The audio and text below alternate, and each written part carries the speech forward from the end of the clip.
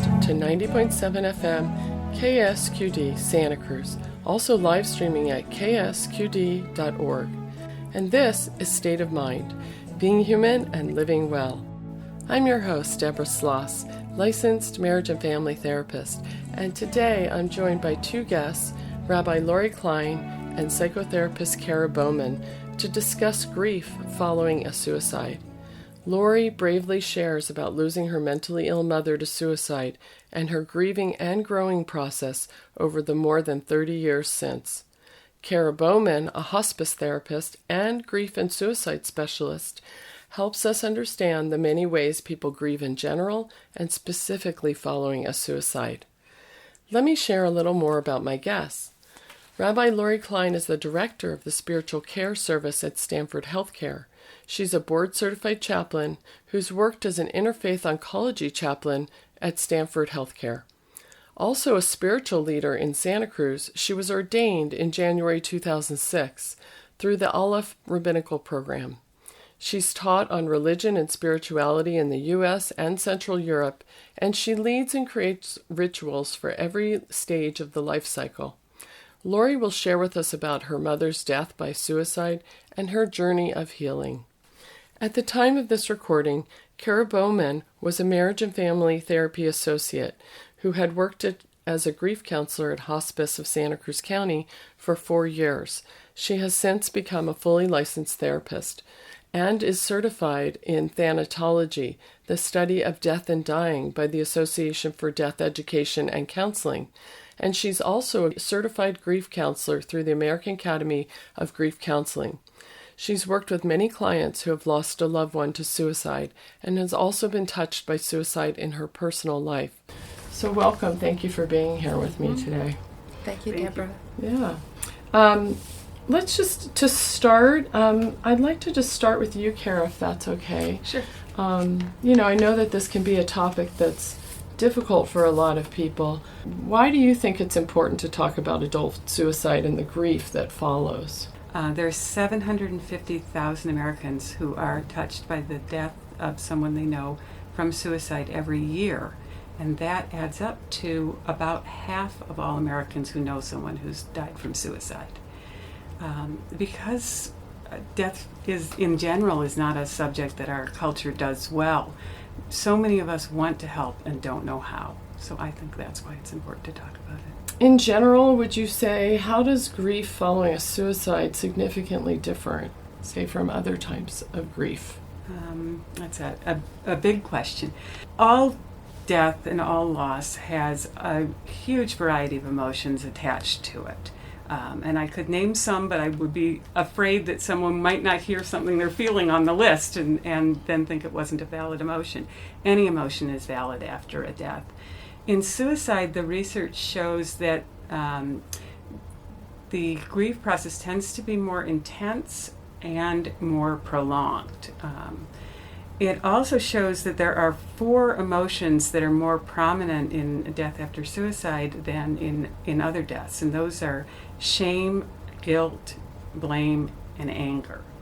And if you look at that list, they all have an element of thought involved. There's a thought that goes with shame, blame, guilt, and often with anger there's a should thought, not always. Mm-hmm. So the main difference is these angers come up because thoughts are different after a suicide. There can be so many questions of why. Our brains are wired to try to understand, to try to prevent in the future, to try to learn. So our brains are wired to go back and back over the questions of why until we understand. And one of the problems with suicide is often there never will be that understanding. Mm-hmm. So what I'm hearing from you, Kara, is that getting through navigating the grief following a suicide is a lot more complex and often painful for people. And I would agree with that, but I would say it can be. It can be. Thank you. Yeah. Every death is just a mixture of factors, mm-hmm. and for some people, other deaths are more difficult for them. Also with us today is Rabbi Lori Klein. I really appreciate you coming in today, Lori, and sharing, such a personal story with our listeners. I think it's really meaningful for people. Thank you. Yeah, I feel like it's important to be here. So would you be willing to tell us a little bit about what was going on when your mother died and how that impacted you at that time? Sure.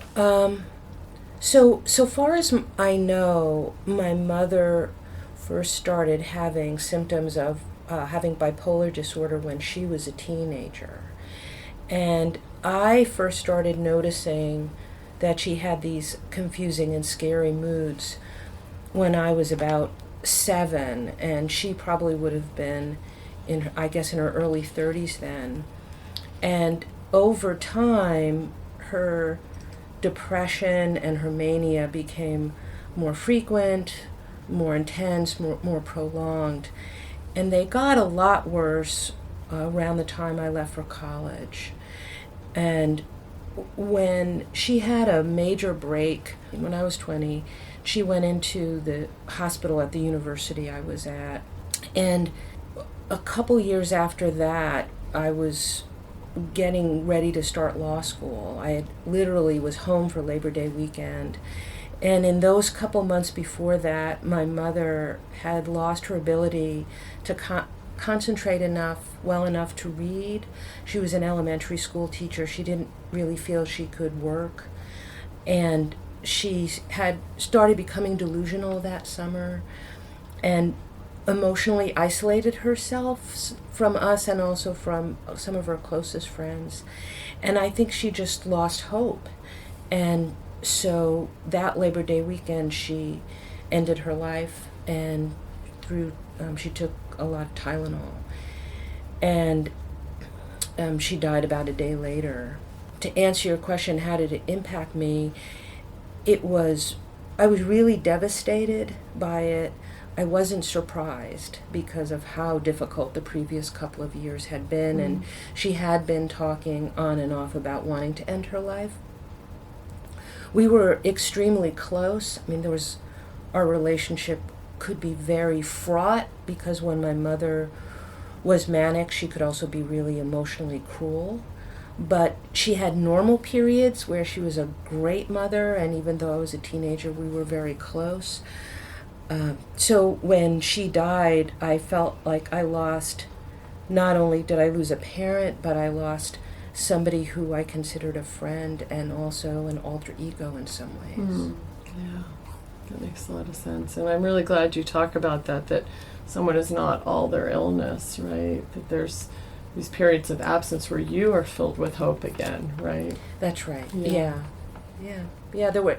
I think in some ways, it was wonderful that, of course, that there were all these times when she was normal, and then she was funny and smart and creative and somebody who not only I but my friends wanted to talk to. And one of the things that was confusing for me, especially in my teen years, was I never knew which mother I was going to get, almost moment to moment. And she could shift into despair or mania or be normal again, over the course of an hour. Yeah. Well, that's a really hard thing to live with, that uncertainty all the time. Yeah. So when we were talking in preparation for the show, I remember you said you considered yourself a survivor. That stood out to me, and I'm wondering if you talk about why you describe yourself that way. And I started calling myself a survivor because I didn't have a word for me, and then when I started hearing that in the culture, that some people call immediate family members of a loved one who ends their life, call them a survivor, I thought, okay, that's a word for me. The reason why it's meaningful is when I think about it, if somebody lives through a tsunami in their area, they're called a survivor. And this was my tsunami. And I also, survivors have a really complicated range of emotions also, and I've definitely had that complicated range of emotions myself. And if I think about some of the positive emotions I felt as a survivor, I'm grateful that I came through my growing up years and my mother's death relatively whole. I mean, it hasn't been easy. I've done a lot of work, but I'm 58 and I feel relatively whole. And I also survivors often have things they can pass on, ways that they can become teachers, or ways that they draw on their experience that informs their life and how they are in the world. And I have that as well. So in all those ways, I feel like I share the characteristics of a survivor. Mm-hmm. I understand in my bones how complicated and long-lasting grief can be and how much it can shift over time. I sometimes think about my recovery process as having this spiral effect, in that it has felt over the years, because it's been almost 36 years since my mother died, or about 36 years, that I come back to the same issues, but I'm different, and so it's not exactly the same. And so there's that, and also right at the time my mother died, I was a very young adult, and there were a number of my friends who were either frightened or just couldn't tolerate somebody going through so much emotional suffering. And some of them didn't deal so well with it and almost abandoned me as friends. And some of them really came through. And I couldn't predict in advance who would fall into which group. And so I spent several years of my life as a chaplain, as an oncology chaplain. And I find that many people living with cancer have that same kind of experience. Some of their friends show up and some of them really can't. And that in itself can be very painful. And so I feel like I have ways of relating to people with that experience, and also I have all these ways that I can empathize with people who benefit from friends who can listen to them and suffer when friends can't.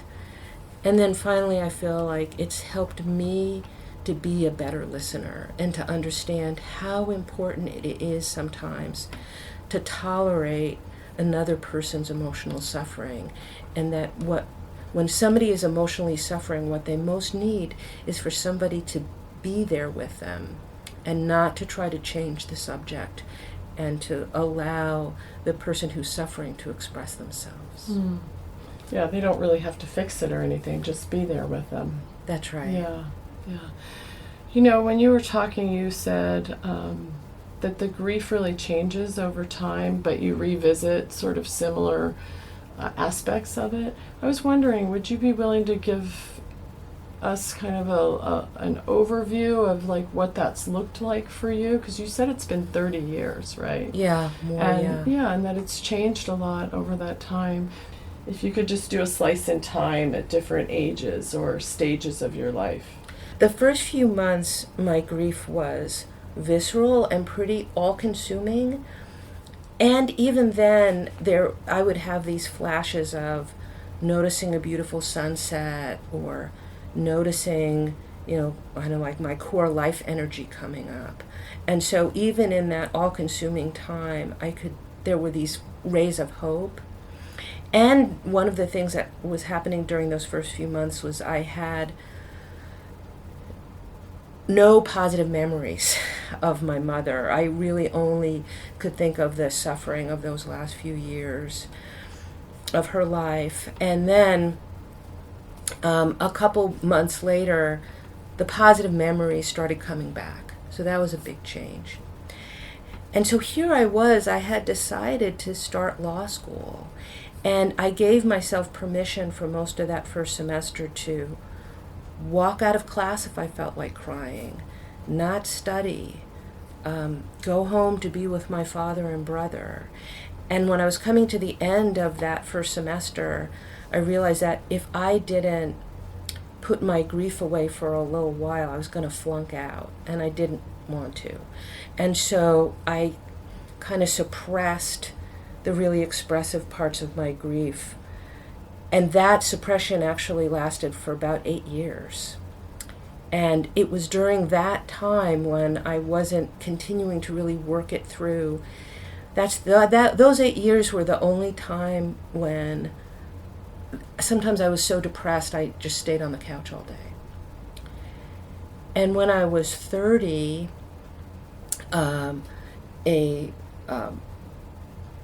my female partner left me, and almost immediately all that suppressed grief about my mom came up. And that was when I went into therapy.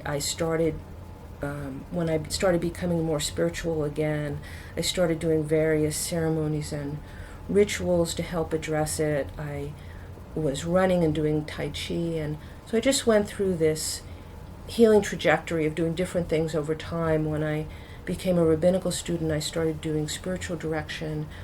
So that period lasted until I was in my mid-40s, and just really a lot of work and healing and peeling off layer after layer.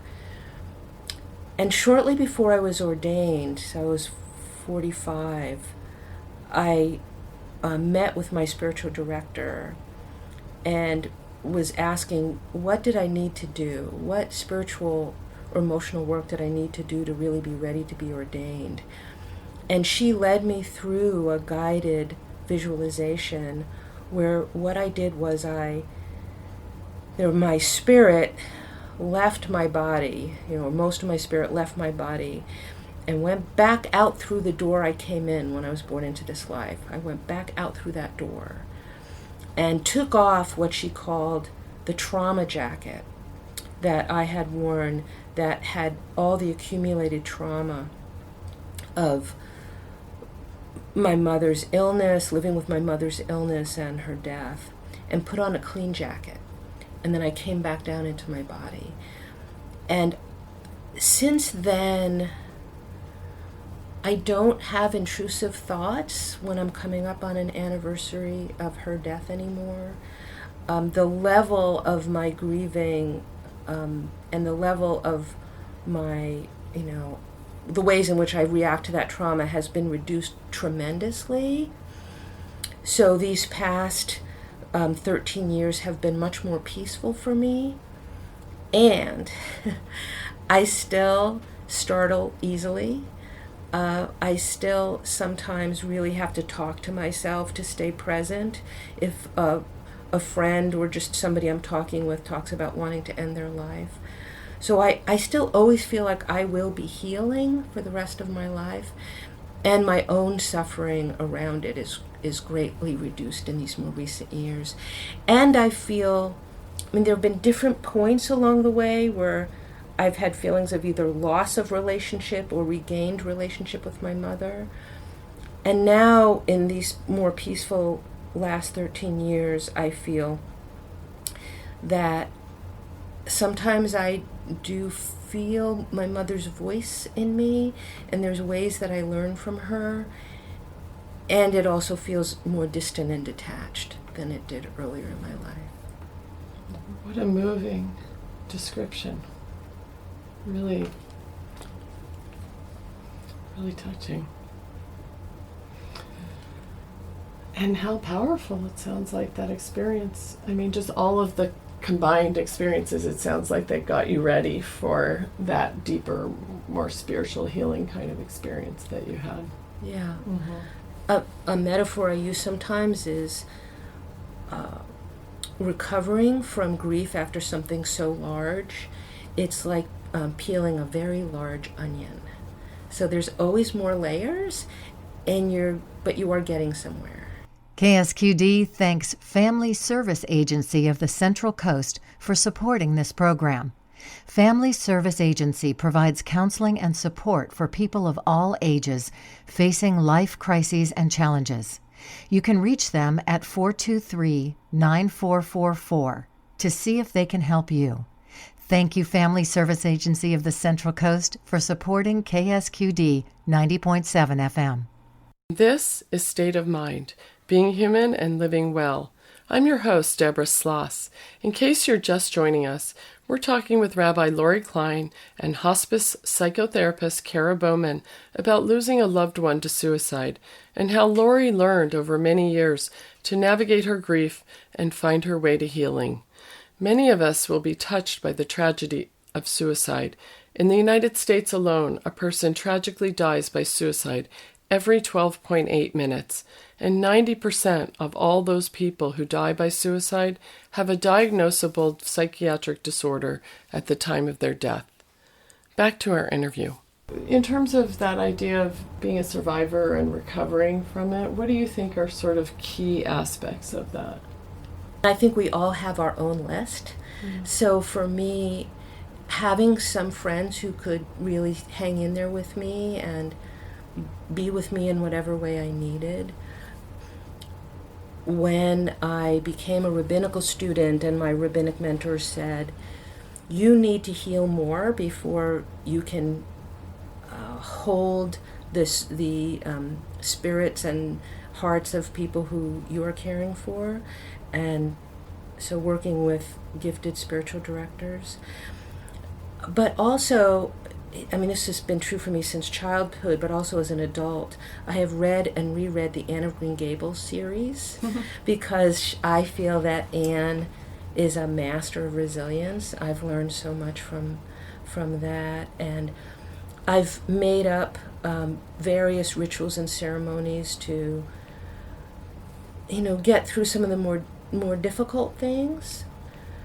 One of the consequences of living with a mother with bipolar disorder is I got very, very nervous around potential conflict with people like friends and lovers. I had a really gifted psychotherapist who I worked with for about 3 years. What she did is she helped me go back really deeply into a memory of a certain kind of conflict I had with my mother. And I went deeply back into that memory, and then I fashioned a new ending to that memory. Mm-hmm.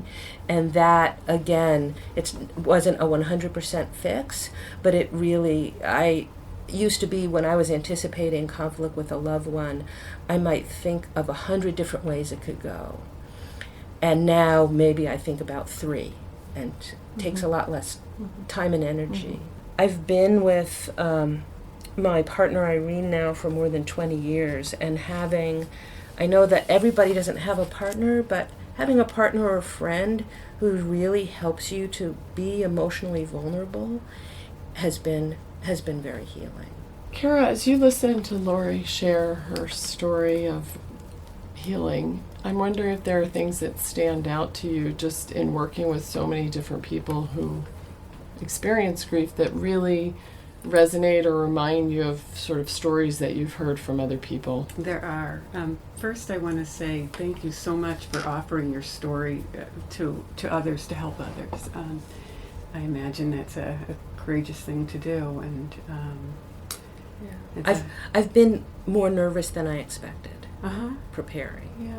Yeah. Well, I appreciate it, and also appreciate the amount of pain that's in your story for you, for your mother, for your family. There's a lot there. And I look at every grief as a painting. Each person has a palette they paint with. That's who they are and what they come with. And their grief is very, very individual. So there are pieces of what you went through that are typical, I would say, and then there are pieces that aren't, and every grief will be its own flower. One thing I heard you say was you lost a parent, a friend, and an alter ego. So with every person we mourn, there are multiple losses, and they're specific to that situation. With suicide, we're mourning the manner of death. We're often mourning that the death came too soon, as with your mother. The person didn't get to live their full lifespan. We're mourning whatever role they filled in our life as a parent, a child, a spouse, a friend. We're mourning the specifics about that relationship. Sometimes we're mourning logistical things. We lived with this person. I've had clients who had to move within a month of losing somebody because they weren't on the lease. I've had clients who became bankrupt and had to deal with that in the midst of intense mourning. If we're living with the person, we're losing the daily companionship. We're losing the person who maybe would have supported us most through something like this. So you brought up those multiple losses that are contained in every loss. You mentioned the spiral coming back to the loss, and that's very common, that as we go through different developmental periods, I think of it as coming up with a story or a meaning about what happened, and we develop a new story. As we change, as we learn, as we grow, as we become different people, we come up with a new story of what happened. Kara, something you had said at the beginning is that there are certain kinds of thoughts that are different for people after someone they love has ended their life. And one of, not the only, but one of the feelings or thoughts I had after my mother died was that she had abandoned me. Mm-hmm. And so I had some anger at her. I also had some of that guilt about, is there something I could have done? Could I have done something differently that could have changed this? And my mom is one of the, whatever percentage of people with bipolar disorder who do not respond to lithium. And there weren't really good medication alternatives back in the early 1980s. And so she never was effectively treated. She had a competent psychiatrist in the last couple of years, but she was never effectively treated. And so the new story that I've come to in more recent years is that my mother had a life-threatening illness. Mm-hmm. And there was not an effective treatment for it, and so she died of her illness. Mm-hmm. Mm-hmm. Yeah, and it took you time and different perspective, a shift in perspective to come to that. Yes. Yeah, thank you. Yeah. And you said time, right? It takes time, yes, to come to that. And it's always evolving. You may have a different story or a slightly different story in 10 years. You mentioned that it's never something that's complete. Healing is always ongoing. You mentioned, was it in the first few months you didn't have any positive memories, and then positive memories started to come back. And that's fairly common. There's something, and it's not absolute, but there's something called a dual process model of grief. People tend to be looking backward more often in the beginning and looking forward more often. What does this mean? What is my new relationship? Something you mentioned with the person I've lost. And people oscillate between these two orientations of looking back and looking forward. Especially with suicide, there is more looking back about the death itself rather than the life at first. At first, there is a need to tell the story. I saw one woman, I think it was the day after her boyfriend took his life by suicide, and I sat with her for about 2 hours, and it was repetition over and over and over again. That's what she needed then because of the shock. So she was looking back at the death, then later she looked back at the life, and then later she spent more time looking forward. What does this mean to me, and what kind of place does he have in my heart? And then one more thing that I noticed when you were talking about that's fairly common is it's called post-traumatic growth. And you mentioned, you said you draw on the experiences now to make a contribution. And it's a booby prize, I'll call it. It's not something you would ever sign up for willingly, but it is one silver lining. Often people do find growth in this experience in the long term. It's not something that can be rushed. One way is in making meaning of their own life, what is important here. Another way is in giving and helping, having a desire to do that. And another way research shows is that life becomes more precious to people who have lost someone. As you listened to her story, you did point out some areas where, because it was suicide, it sort of differed from grief. So when people experience a suicide and others around them try to maybe advise them or give them feedback based on other grief they've had, what sort of warnings would you give to them? Do you know what I mean? Like, Yes, about, I do. because this is different. This I do. situation is And different. I'm laughing because you use the word advise, and if I had to say one thing that is most common with my clients is they do not like advice. Oh, okay. They don't like advice. And it's not universal either, because occasionally there's somebody who's so lost that they appreciate, at least temporarily, having their hand held and being told what to do. But generally that wears off pretty quickly. What people really want, if you ask them, is a listening ear, which Lori pointed out. They want to be able to tell their story. They want to be able to work it out loud. They want to be able to repeat themselves as many times as they need to. They want to be able to not feel like they're too much. Their grief is too much for other people. If their grief is too much for someone else to hear, then how would it feel to be embodied in that? And they want to talk when they want and not talk when they don't want. Sometimes well-meaning people will show up and say, okay, I'm here to listen, and the person's not in a place to talk.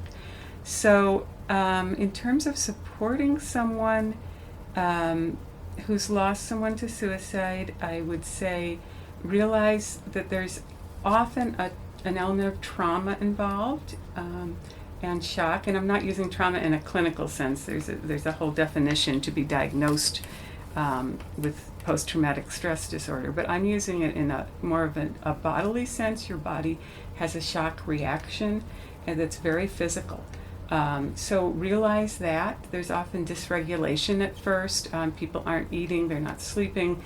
They literally can't think. Their prefrontal cortex is offline. So they can't plan, they can't reason, they can't remember. So that's normal. Don't worry about it. It'll come back. It'll come back. Yeah, people do worry that maybe this is the new normal for them. Of course, especially if you've never seen that or experienced it before. I don't remember a ton of advice per se.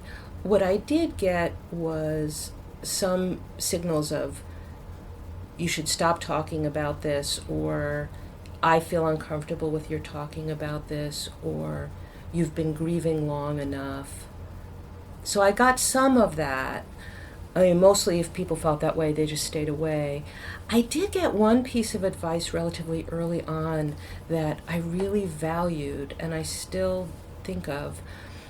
I was sitting with a relatively new friend, and so she was one of the first people who didn't already know me that I was telling about my experience. And so I told her that my mother had committed suicide. I used that term then, I don't so much now. And when I told her, I looked away, and she said to me, "Don't do that. Don't look away. You look ashamed. Don't be ashamed. There's nothing for you to be ashamed of." And now I know it's probably not the most skillful thing to tell somebody not to feel something that they're feeling. But you heard the message. I heard the message, and it was very helpful for me to have somebody say to me in a way, "You don't have to be ashamed." Right. And it made it easier then for me to tell the next person who didn't already know. So the one piece of advice maybe people could give is, however you feel is the right way to feel. And you don't need to feel ashamed. And you don't need to feel ashamed. Yeah. You brought up the question of, a lot of times the shame is, wasn't I enough, or could I have stopped it? And I will give a definitive answer to that: no. Because in every case, if you could have stopped it, you would have.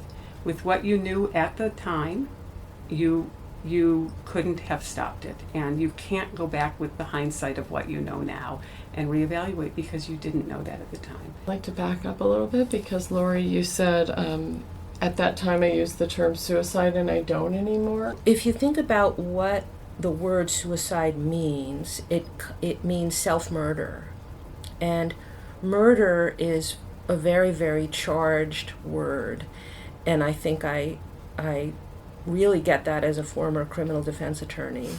And and the way I think about what was going on for my mother was really suffering. She was suffering. She had an illness. And so I don't like to use the term murder connected with how her life ended. And at the same time, I don't want to be euphemistic, so I wouldn't only say she died. I mean, I'm willing to say she ended her life because I feel like that is literally what happened. And she ended her life because, in my current story, and I agree with Kara that maybe it'll change in 10 years, but my mother ended her life because her suffering had become too much for her to bear, and she didn't see a pathway of relief. So about half of people who take their life are have a diagnosed mental illness at the time they take their life. Maybe 60 to 90% of all people who take their own life have a mental illness that's not diagnosed. Research is very varied on that. I've seen everything from 56 to 90%. A lot of it depends on definition. So more people have a mental illness that's not diagnosed. And there are other people who take their life because of other reasons. One reason may be that their coping mechanisms are overwhelmed by stressors. Many things go wrong, or they don't have strong coping. Impulsivity, there was somebody I knew who lost a job, was unemployed for an extended period, got another job, was laid off from that, and coming home from work, he jumped in front of a train. And nobody who knew him thought there was any mental illness involved. So impulsivity is a big reason. Deaths, more taking own life by gun deaths, which is a very lethal method. Mm-hmm. So there are about 45,000 people a year who die by taking their own life. Women are 3 times as likely to attempt suicide, but men are 3 to 4 times as likely to succeed due to the fact that they tend to choose very lethal methods. Statistically, elderly males are the most likely to take their own lives. Mm-hmm. So another reason is illness, physical illness, and not wanting to go through what that entails. Caucasians and Native Americans are most likely to take their own lives, by far, actually. Mm-hmm. And then young people, young men and older men. I'm struck frequently where there's some absence of information. You read something and it's clearly indicating that there's something unusual about that death, but it's not spoken about. Mm-hmm. So I'm just so appreciative that we're here and we're talking about it. And then I'm called to give the number of suicide prevention line. Would you like that now? Yeah, or please, at the end? Go ahead. Okay. Mm-hmm. So there's a national number that will put people through to local support, and it's available 24 hours a day, 7 days a week. It's 800-273-TALK, TALK. There's also a crisis text line, and a lot of my younger clients like that. The number is 741-741, and you text the word HOME, HOME, and somebody will respond by text. For both of those, you don't have to be the person who is considering taking their own life. You can be someone who is concerned and ask questions.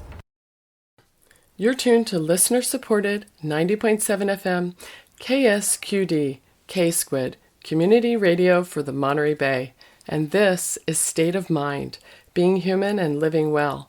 I'm your host, Deborah Sloss. In case you're just tuning in, we're talking about losing a loved one to suicide and one woman's journey of healing from such a devastating loss. I'm joined by Rabbi Lori Klein and psychotherapist Kara Bowman. If you are suffering from such a loss, help is out there. Therapists and organizations like hospice, suicide prevention, and local counseling agencies are equipped to help support you in your grief. The podcast post of this show on the ksqd.org website has local resources listed with phone numbers and links. Back to our interview. So we were just talking about the statistics and how prevalent suicide or taking one's own life is, and Lori had been sharing about her own personal experience. So I was just thinking about, there's probably a lot of people listening who have been affected by this in one way or another in their own lives. And I'm wondering, Lori, as you look back at your experience, what do you wish other people had known or understood, about what you were going through? I wish people had known that there's no one-time scale for going through grief, and that grief does change over time, and that I wish people had known how long it would really take for me to soften my memories of my mother's death. There was one time when I was walking with a friend shortly before the anniversary of my mother's death, and I was telling him how tired I am of having these intrusive memories. It was before I had the experience where I was free of them. And so there's this, in Judaism, you read through the entire 5 books of Moses, the entire Torah, over the course of a year. And each week you read a different portion of the Torah. So you read a different Torah portion. And the idea is you try to get something different out of the Torah portion each year when you read it again. And he said to me, this is Rabbi Eli Cohen, who's also a local rabbi, he said to me very compassionately, "This is your Torah portion." And I wish other people had known that once you have certain experiences, that's going to be your Torah portion for the rest of your life. And just to be willing to keep listening as people unravel the myriad meanings in their Torah portion. It's beautiful. It is really beautiful. It really reminds me of what you said earlier too, Kara, about someone's need to make sense of things. And that's very true of any trauma, and losing someone by suicide is trauma on top of grief. Mm-hmm. So it's trying to do both at the same time, make sense of this trauma and grieve this loss at the same time. Yeah. Very, very difficult. The metaphor I like is a path. Everyone is on a path, and you're never going to get to the end. All you know is that by putting one foot in front of the other, you are getting somewhere. Kind of like you're peeling the onion. You'll never get to the bottom, but you are getting somewhere.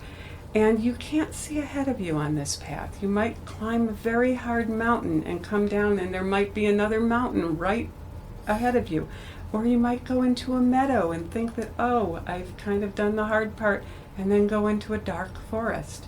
You can't see what's coming. You can't see what's ahead of you. So what a friend can do is walk this path with you, maybe as a reporter or a private investigator, saying, what is this like? What is this like? What are you experiencing right now? With no preconceived notions, no notions of when it should end, and no notions of what it should look like, but figuring out with the griever, what does this look like?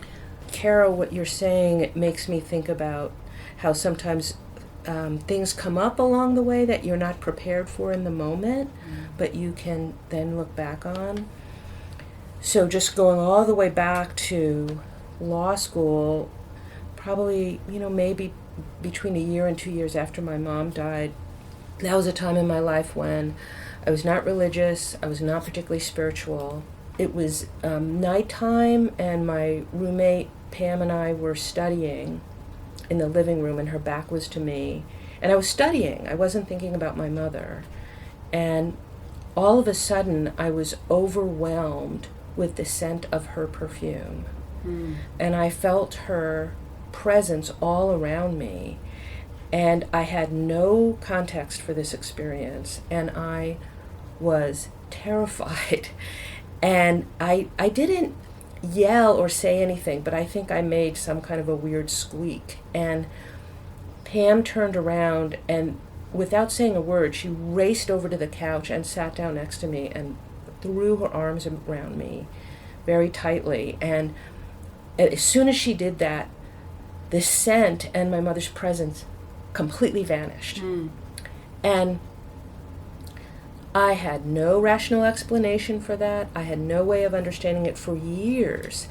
And it really wasn't until I started studying to be a rabbi in my late 30s and early 40s that reflecting back on that experience drew me to read widely and think deeply about Jewish views of the afterlife and be able to put that experience into context. And also it then became an important way station on my path through life, continuing to have some kind of a relationship with my mother. And that's a typical thing too, where people feel stuck in a stage of grief, and then something dramatic happens to shift it. With one woman, she was living her life, and one morning she woke up to make breakfast and found herself in a fetal position on the kitchen floor, sobbing literally all day. She couldn't get up. To her, it was out of the blue. To me, the way I conceive it is the grief stays there and waits very patiently until you're ready, and then makes itself known. I'm really glad you brought that up, because I think when I was talking to you, Lori, leading up to doing the show, you had talked about readiness for different stages of grief, that you found that you could only grieve at the level you were ready at any given time.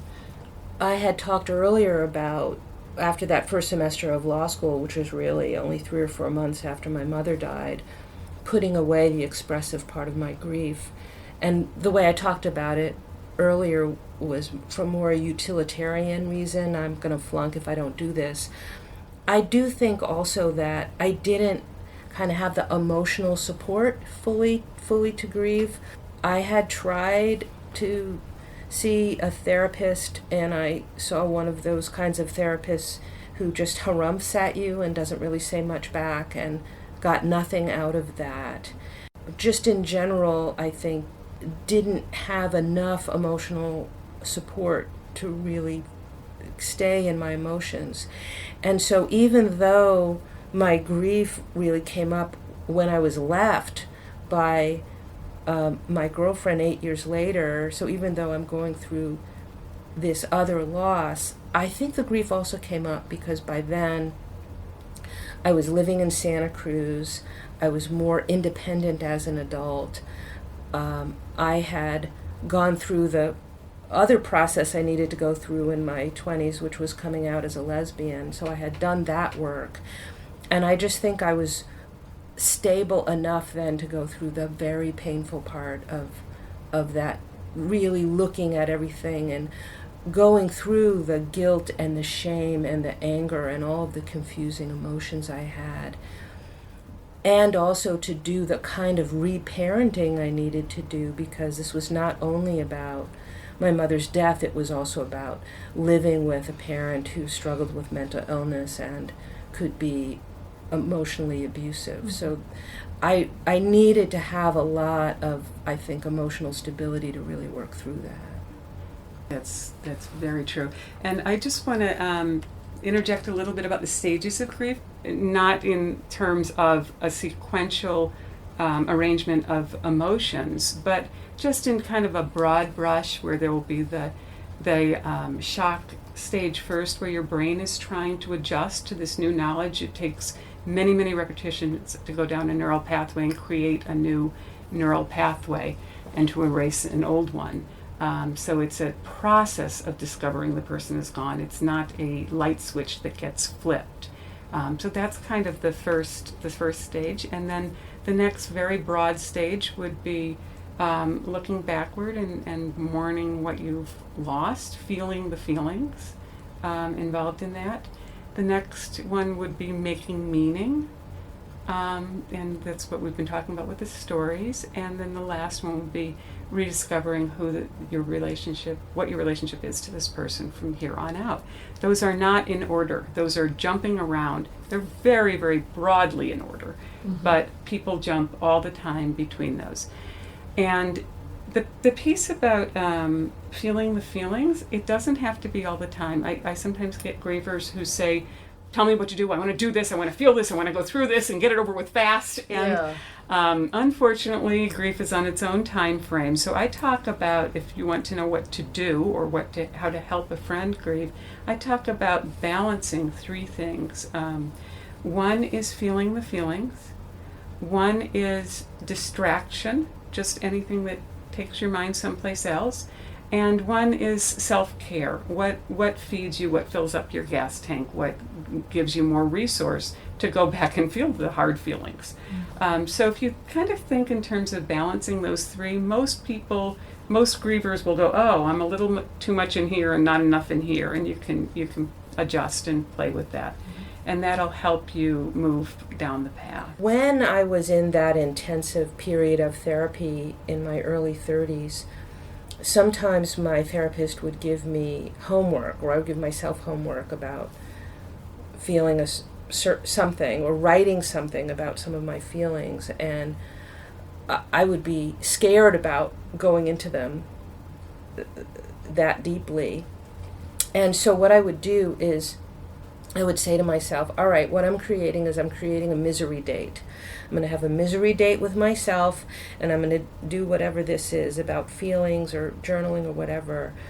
But then before I sat myself down for my misery date, I would have already made another kind of date with a friend, so that I would have the security of knowing that I'm going to do this really hard thing, and then I'm going to go and be with somebody who I care about and know that I could then have the distraction. And that made me braver both in therapy and with some of my therapy homework. There are people who are afraid that if they go into the feelings, they'll be overwhelmed and they'll stay there. That's very, very common. Give people a technique of setting a timer. And it might just be 5 minutes, it might just be 2 minutes. And allowing themselves to go all the way there. And they have to stop when the timer goes off, even if they want to stay there, because otherwise they won't trust themselves next time. Yeah. So they have to stop when the timer goes off, no matter where they are. Other people, I've had visualizations. We go into, what are you afraid of, if you go all the way to these hard feelings, and then visualize some way out. One man came up with, he's on the edge of an abyss, and he's afraid he'll fall in and fall forever. And he visualized a big mattress at the bottom and a ladder back up. And then he could let himself go in, knowing he could bring himself back up. Other people need to be with someone when they go toward their feelings. Other people need to be alone. And it also makes me think of something you said earlier, Lori, about maybe not today, but maybe when we were preparing, about trusting the wisdom in your own system, that at certain times you're not prepared to grieve, you're not in the right life situation, you don't have the resources, or you're just not mature enough. What we sometimes think of as somebody being in denial is sometimes somebody, even unconsciously, exercising a certain kind of wisdom, that there's only so much knowledge or feeling they can tolerate in that moment. And that might be different at a different point in their life. Right. Yeah. Many people I've seen years and years after a death feel that not having the resources to go there and grieve has affected their life negatively. Trying to keep this in a container makes you go through all kinds of contortions. So it does come out sideways if you keep it closed, but you do have to be in the right environment and have the right resources in order to deal with it. I'm really glad you bring that up, because I'd like to ask you if you have some resources you'd like to share with our listeners. Sure. What would you? I would advise people to call Hospice of Santa Cruz County. They have an intake process in which they find out about you, your losses, your needs, and match you to the best services. So they offer groups, they offer individual counseling, and they also offer referrals. There's also Wings in Santa Cruz. It's run by the American Foundation for Suicide Prevention, and it's a drop-in group for people who have lost a loved one to suicide. Their number is 459-9373. Did I not give the hospice number? I'm not sure you gave the hospice number. The hospice number is 430-3000. And then the last thing that I'd mention is there's a handbook for suicide survivors. Many people do not have the bandwidth to read a book in this state. So there's a handbook that's available free online that many people have found really useful. It's a little hard to find. You go to suicidology.org, which is a wonderful resource with a lot of information, but then search on handbook. And it's a 36-page handbook with all kinds of information for someone who has lost a loved one to suicide. There are also online forums that are specific to this kind of loss. Many people who don't process well with others or don't have people in their life to process with really find a lot of solace and support and help in the online forums, and you can find those just by Googling. Thank you. Lori, do you have any resources? Kay Redfield Jameson wrote a book called An Unquiet Mind, which is about her own experience of having bipolar disorder. And this was something I read many years after my mother's death, and I felt like it gave me a little bit of insight into what it was like for my mother. And she herself is a psychiatrist, I understand. So she has really both interesting perspectives of living with that and also sort of knowing all about what bipolar is and how it affects people. And then the other is a group that I didn't use myself, I think because they were not very widespread at the time of my mother's death, but I've had other people in my life who've benefited. It's called, the acronym is NAMI, N-A-M-I, and that stands for National Alliance on Mental Illness. The website for the national organization is NAMI, N-A-M-I.org, and the local group is NAMISCC.org. I can't thank you both enough for being here with me today and with our listeners and being willing to share such a personal and heartfelt story of your journey and healing. You're welcome, and thank you for inviting me to be on your show. Well, thank you for having this important conversation. Yeah. And thanks to you for joining us here on State of Mind, Being Human and Living Well. I'm your host, Deborah Sloss. For more stories and conversations about mental health and wellness here on the Central Coast, join me on the first Sunday of every month from 6 to 7 p.m. right here on K-Squid 90.7 FM. All State of Mind shows seek to educate by featuring personal stories of mental health recovery and wellness and the sharing of resources. So if you have a topic idea or you have a story to share, email me at debra.stateofmind@ksqd.org. Special thanks to my co-producer Lauren Fine for lending her technical expertise along with her general wizardry to help bring this show to you.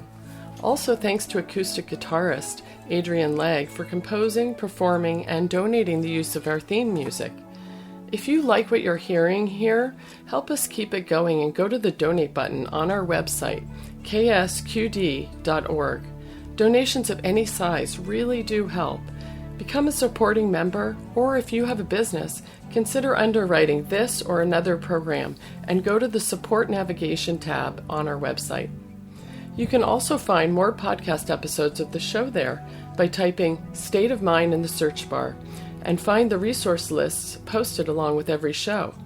This is listener-supported, member-supported community radio for the Monterey Bay, KSQD Santa Cruz. Just remember, 90.7 FM, K-Squid, your ink spot on the dial. Stay with us.